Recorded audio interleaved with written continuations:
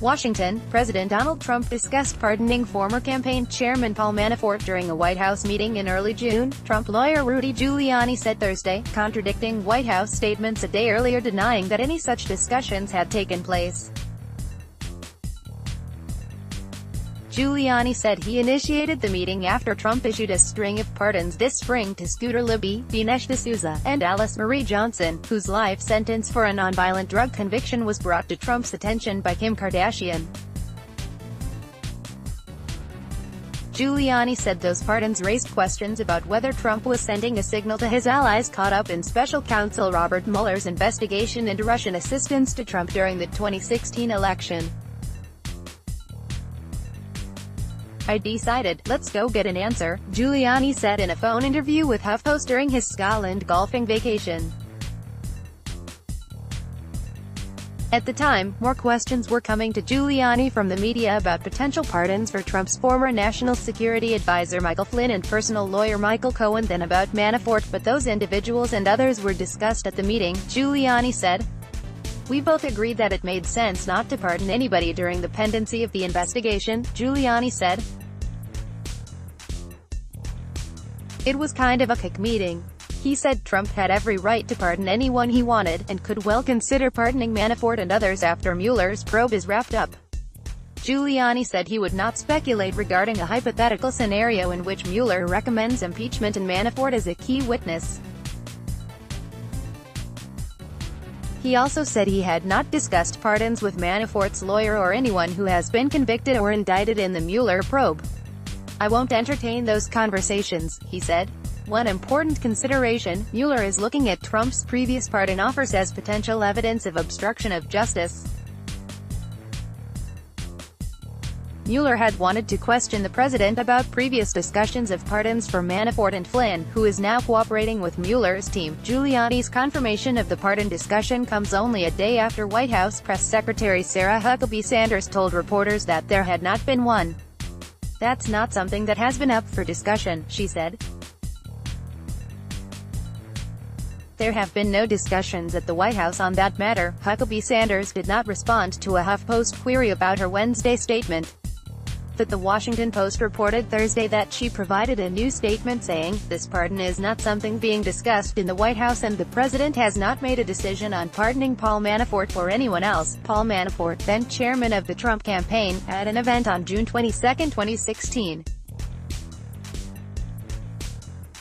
Flynn had already pleaded guilty in Mueller's investigation for lying to the FBI by time of the June meeting. Cohen, whose office and home had been raided earlier in the year, had not been charged with anything at the time, but this week pleaded guilty to a number of charges, including violating campaign finance laws by making payments to silence a porn star and a Playboy model who were ready to go public about affairs they say they've had with Trump.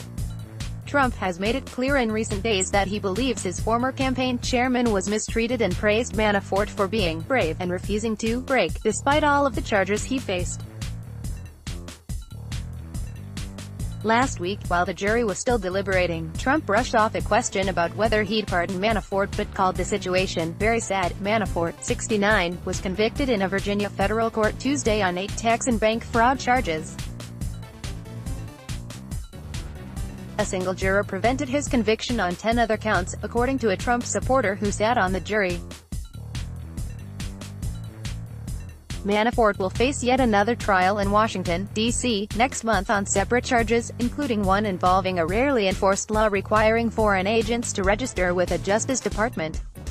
Giuliani claimed Thursday that Manafort could not have any information useful to Mueller against Trump.